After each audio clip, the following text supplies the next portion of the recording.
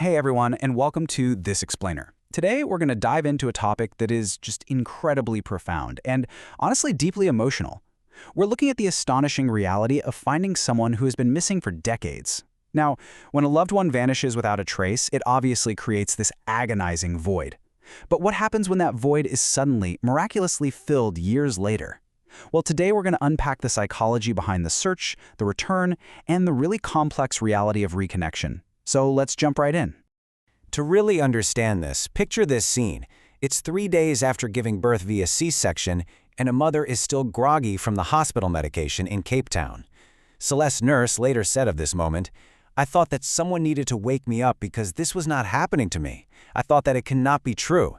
See, she had allowed a woman dressed as a nurse to pick up her crying newborn daughter, and when she woke up, her baby Zephany was just gone. For almost 2 decades, that absolute nightmare was her daily reality. Which brings us to part 1, a miracle in high school.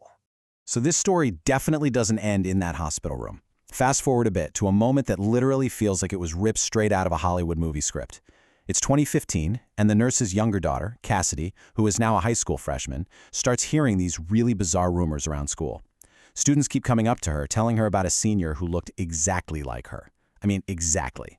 So Cassidy eventually meets this older girl, and the resemblance is just uncanny. They had the same skin tone, the same almond-shaped eyes, identical facial features. This whole strange encounter prompted her father, Morn, to quietly start investigating this teenage doppelganger. Just look at the stark contrast on this timeline here. In 1997, a 3-day-old baby is stolen. Then there's this massive gap. 12 years later, in 2009, a late-night phone call gives the family this brief, agonizing flash of false hope. But it wasn't until 2015, after Morn literally pieced together Facebook photos and alerted the authorities, that a DNA test finally confirmed the impossible. That high school senior? It was Zephany. 18 years. That's 18 years of birthdays, holidays, and just those simple everyday moments, entirely lost. I want you to really let the sheer weight of that void sink in for a second. How on earth does a family even survive 18 years of absolute uncertainty? That leads us into our second section, the trap of ambiguous loss. To understand how a family survives that agonizing wait, we really have to look to the International Committee of the Red Cross. They define this specific experience as ambiguous loss. It's basically a state where closure is just entirely blocked. Families are left completely trapped in this terrible limbo between hope and despair. They literally can't grieve properly because their loved one's fate is unconfirmed. As some people have described it, it's kind of like being trapped right between heaven and earth. And this ambiguity plunges families into what experts call a state of distressing uncertainty. This shows up in a few key ways: active, physically exhausting searches, a total, outright avoidance of the idea of death, and a state of just constant hyper-alertness. Psychologically speaking, this is absolutely fascinating. You know how with PTSD, victims usually struggle to forget a traumatic event? Well, families of the missing do the exact opposite. They actually wage this constant, exhausting war to remember, because they are terrified that if they stop, the person will just cease to exist entirely. There is this really haunting ICRC case study from the South Caucasus where a mother says of her missing son, "He is always with me wherever I go. I feel that he is still alive." In some really extreme cases, families will leave the porch lights on for years, or mothers will just keep cooking their missing child's favorite meals every week. It's a desperate, heartbreaking coping mechanism just to stave off the crushing ambiguity. Section 3, the struggle against forgetting. Because there is literally no grave to visit, no physical place to mourn, families are forced into this deliberate, everyday effort to keep a missing person's memory alive. As the daughter of one missing person put it so powerfully, "If I forget him, who would remember?" I think that perfectly encapsulates the incredibly heavy burden these families carry. They feel solely responsible for proving to the rest of the world that their loved one actually mattered. They have to fight for formal recognition and work constantly to maintain that missing person's place intact within the family unit. And the nurse family? They embodied this fierce struggle against forgetting perfectly. They absolutely refused to let Zephany fade into oblivion. Every single year, for 18 years straight, they faithfully celebrated her birthday. They were frequently making these emotional public appeals on television and in newspapers, just begging for her return. More nurse even said once, "I can feel it in my gut, my daughter is out there." They never let go. Moving to Section 4, The shock of reconnection. Okay, so let's go back to that miraculous reunion in 2015. We really need to bust a massive cultural myth right here. Our expectation, what we see in movies, is absolute joy, total closure, and an instant, seamless return to normal family life, right? But actual research from the charity Missing People shows a very, very different reality.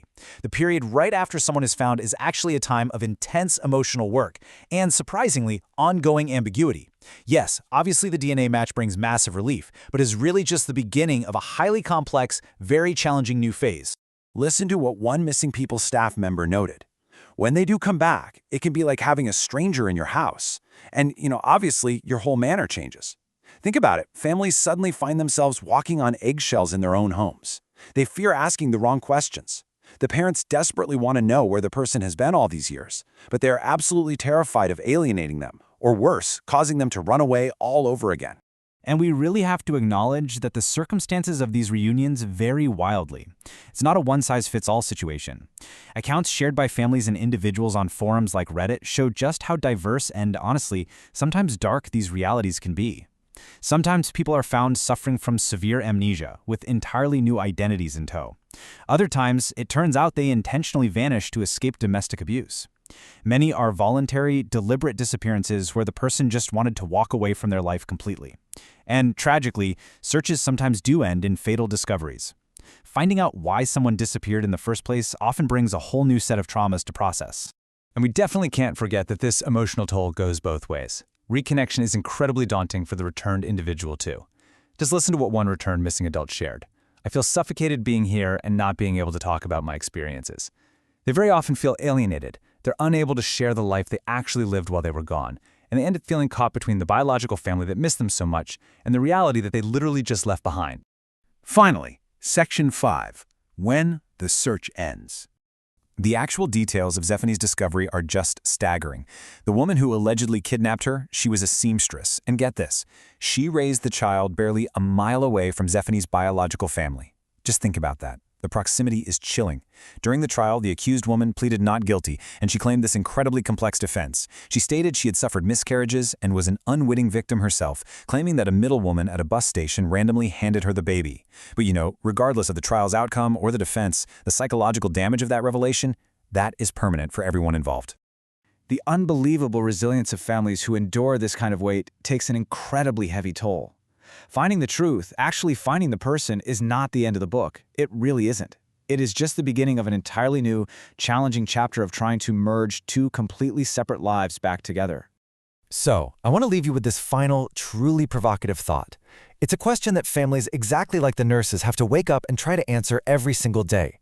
When the impossible actually happens, and the search finally, thankfully ends, how do you mourn the 18 years you lost?